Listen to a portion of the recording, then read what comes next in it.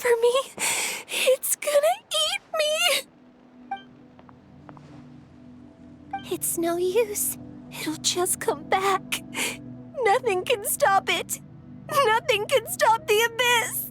It will devour everyone. One day, we'll all be reunited in the pit of its stomach. Maybe it's just Paimon, but she seems to be in even worse shape than a Toko. She can talk to us, but nothing she says makes any sense. She also seems really afraid.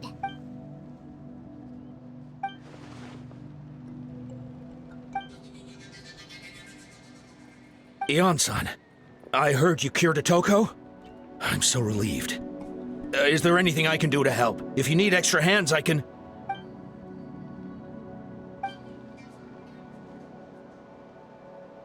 I think you're onto something. The mental distress does seem to be connected to pre-existing fears and anxieties. Kochita doesn't like it when people talk about her past. But the situation is urgent. So, I guess I'll be the bad guy. Ion-san, do you believe there are people in this world destined for battle? Then, what about people destined to be unfit for battle? When Kochita was little, her parents died fighting the abyss. She was only 11 or 12 at the time, and her brother, even younger still. The two saw their parents collapse in a pool of blood as flames roared and spread all around them. Kochita trained hard to become a warrior, but still found fighting abyss monsters too difficult to handle. She and her brother were left with severe trauma after the incident. Pain and fear that they could not get over no matter what. But isn't Kochita one of the warriors who fought the abyss? Didn't you find her unconscious out on the field? Yes, we did. You see, something changed within her several years ago when the abyss attacked our tribe and broke into her home. By the time the guards rushed to the scene, they found her standing there, weapon outstretched, hands trembling. Her brother huddling behind her for safety, and the abyss monster dead at her feet. She didn't even look at it, and just kept repeating the same thing over and over. You're the only family I have left. I won't let anything happen to you. She became a completely different person after that.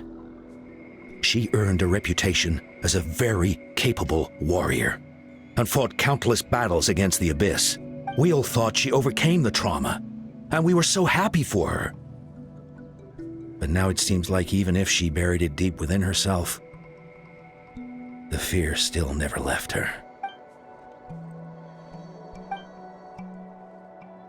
How can we help her?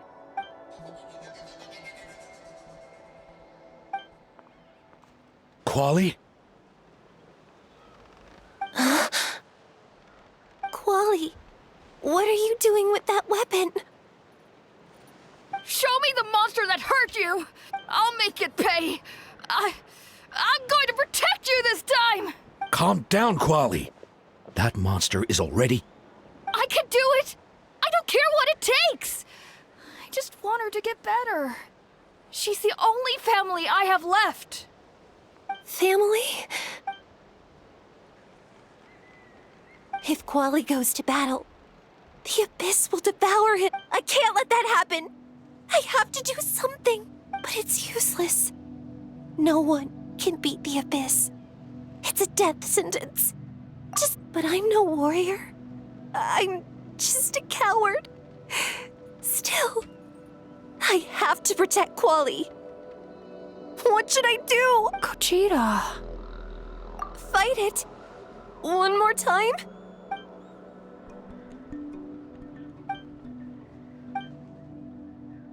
Try checking the mountains to the north. A few fled in that direction after the battle. I dispatched a team to clear them out, so most of them should be gone. But there might still be a few stragglers. There's no turning back. I have to face it, even if it will devour me whole. I'm coming too! I'm not letting my sister face this alone! Not anymore!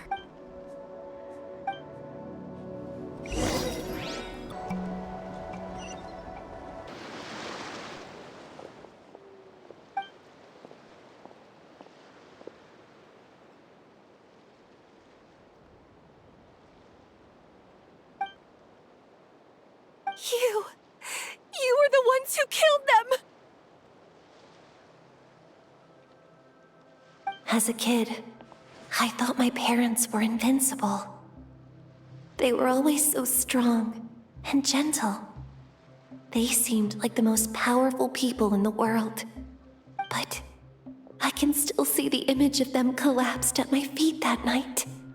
The raging fire, the smoke, the smell of blood, the sound of my brother's cries. It's all burned into my brain.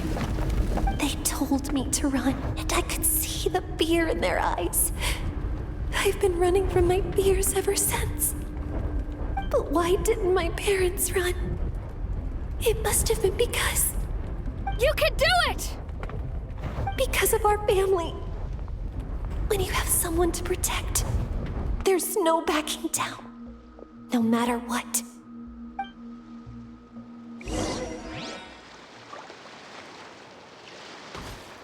Stay away from...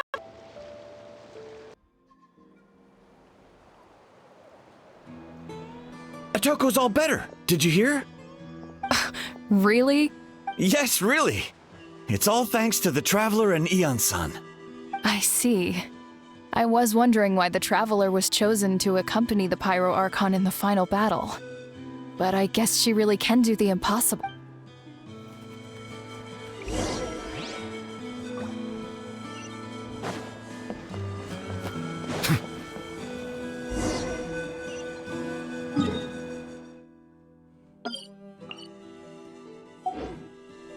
Hey, give me a hand for a sec. Huh?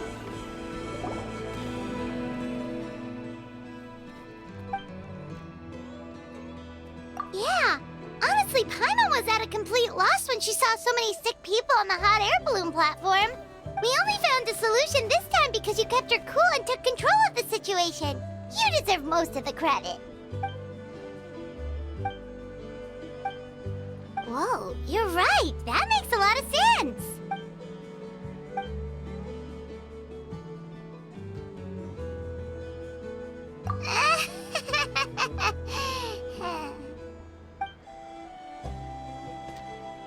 That sounds like something Paimon could do, but would that really change anything?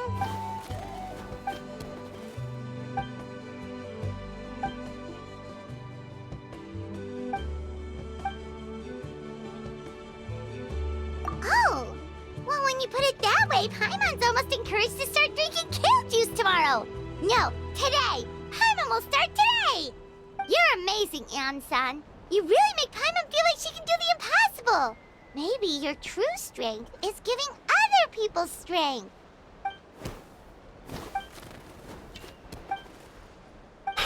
Ian-san! Bad news! Okoland is out of control!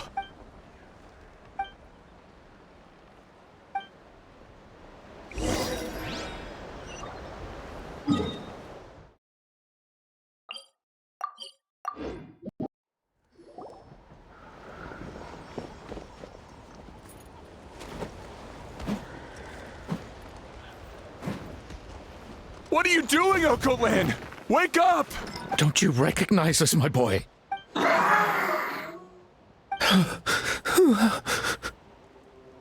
The Abyss monsters are everywhere. Everywhere. They've taken over the tribe. No corner is safe. Did we lose the battle? No.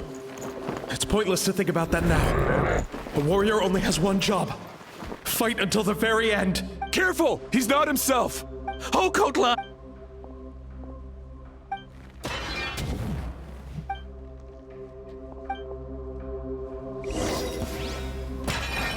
Bow your head. So, he thinks we're Abyss monsters? Hey, it's okay! We're not the bad guys! Come on! Give me your worst! Wretched Abyss! Get out of my tribe! Silence! Mom, Dad, are gone. This is my final battle!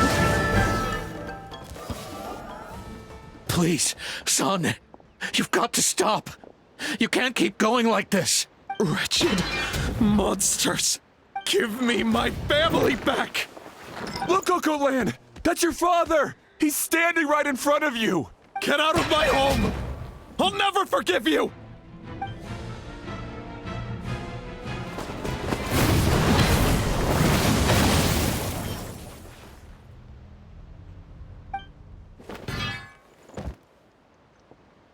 Are you alright,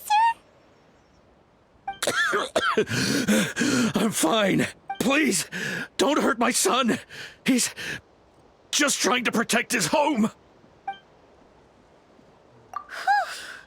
But what should we do now? He's different from the other two. It's like he can't hear us at all. He keeps calling us monsters. We're basically enemies to him now. Oh, Cotlan. Abyssal corrosion syndrome. 500 years later, and it's resurfaced again. Huh? That voice! It's...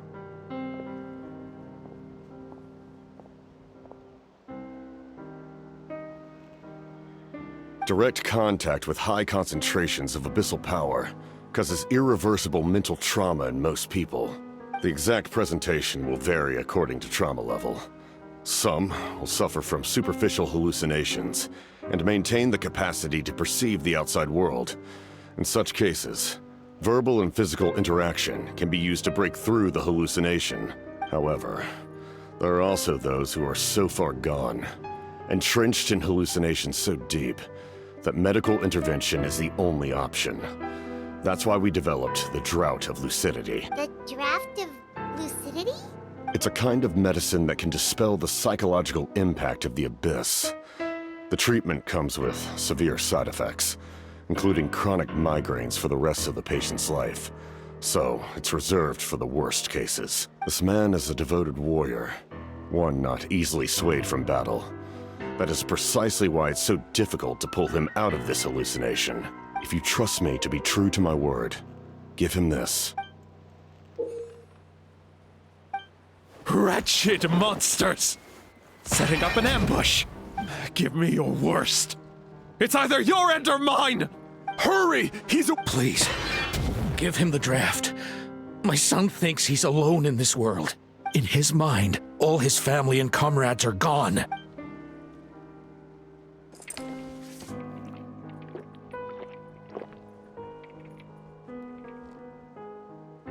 Monsters!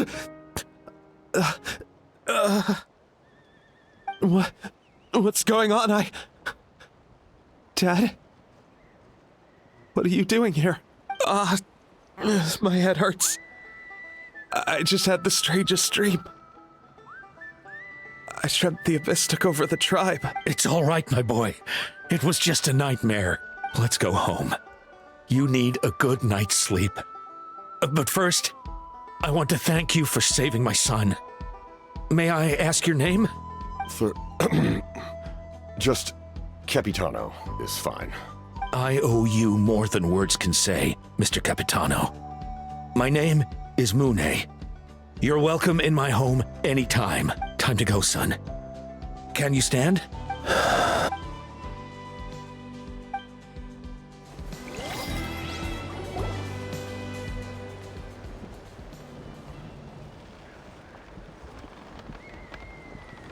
Thank goodness everything turned out all right.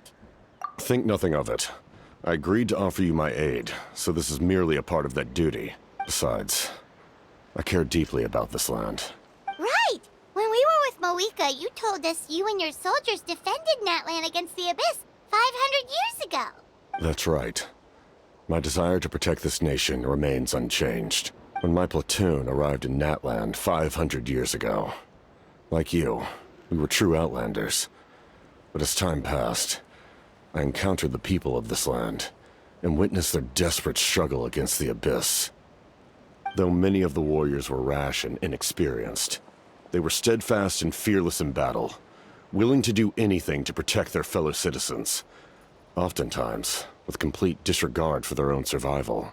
Just as I fought for the glory of Conria, they fought for the survival of their nation. We happened to share a common enemy, so I decided to offer my aid. We fought side by side to the very end.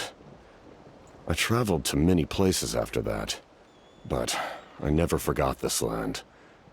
Even now, my work in Natlan remains unfinished. It may seem difficult to understand, but the reason is really quite simple. That name carries with it the glory of my homeland and the honor of Natlan. Yet, I failed to bring my soldiers home. And I failed to help Natlan defeat the Abyss. But that's not your fault. The Abyss is way stronger than any of us imagined. You need not comfort me. I am no longer who I once was. Let the events of the past continue to collect dust in the annals of history. I will continue to help Natlan in my own way. Like, with the draft of lucidity? Who knew you could make medicine? Were you a doctor before? The drought was Guthred's invention. He was a respected military doctor, as well as my trusted second-in-command. We faced a similar situation to what you witnessed today. The endless battles against the Abyss triggered delusions among the soldiers, to the point where some attempted to kill each other. In order to develop a treatment as fast as possible, Guthred used himself as a test subject. He passed away shortly after the drought was complete. That's who he was. Unrelenting in his pursuits. No matter the cost, no matter the sacrifice. In the end, he even gave himself up for a chance at success. I'm sure he would be pleased his creation aids people even now.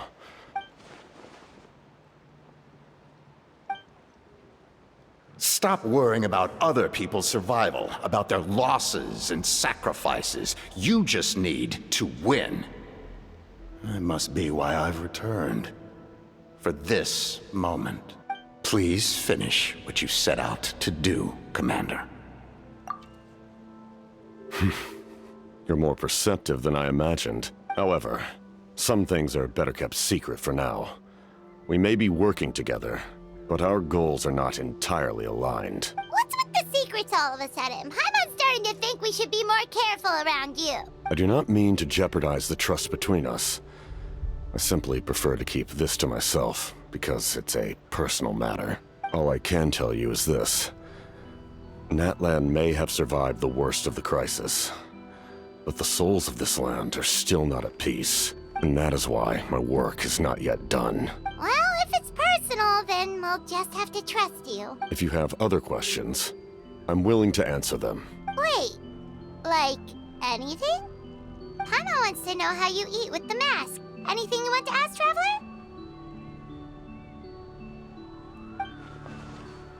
Natlan must pay the price for Mawika's use of the Ruler of Death's power.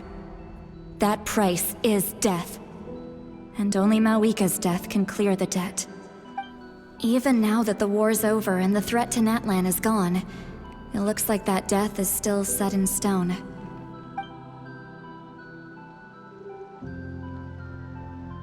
In the garden cultivated by the gods, flowers and weeds grow side by side. When the weeds compete for nutrients in the soil, the gardener intervenes to inhibit their growth. I'm not one to pass judgment based on my own standard of right and wrong. But it is an undeniable fact that she is responsible for my suffering, as well as that of my people. If that explanation is too difficult to understand, allow me to show you exactly what I mean.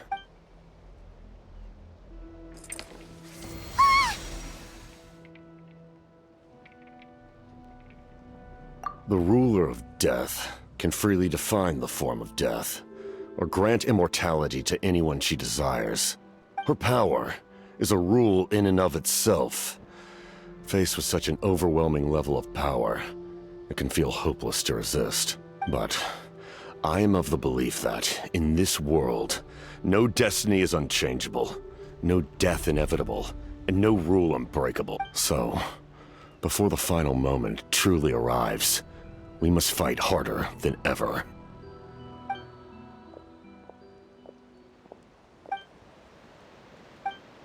Oh, did something happen? This is a critical time for you, Traveler. It's best not to delay, so let us end our conversation for now. Best of luck to you all.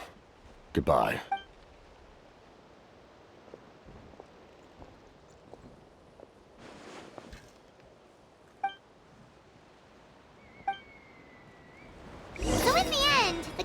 still hasn't told